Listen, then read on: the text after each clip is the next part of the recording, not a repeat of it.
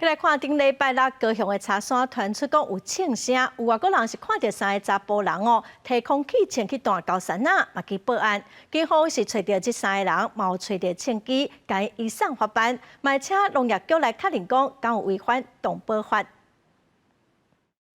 这是不合法了。 Why are you shooting monkeys？ 我这人数一直问在场的人为什么要摕枪大镐，其中一个人假做听无，另外一个东庆男子无偌久嘛骑奥多摆出现，手中有可能摕的就是炮啊讲。他会用到我们，他会弄到你，我们把他赶走而已。 6号半暝，高雄茶山大路有庆声，2名外国人前往确认，发现是3名男子有可能摕着炮啊讲咧大镐。经本分局侦查队测试，确认无杀伤力，全案能依社会秩序维护法就办。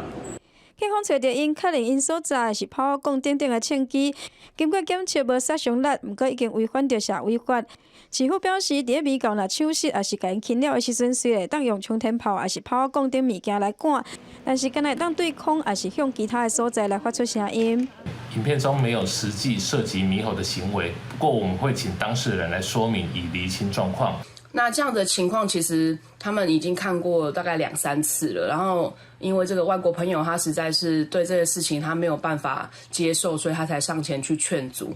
上午当去现场，米狗的数量无济，不过另外一位登山口也是有真济狗咧找物件食。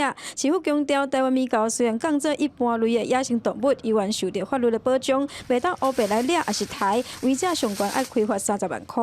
记者王丽婷、陈显坤报道。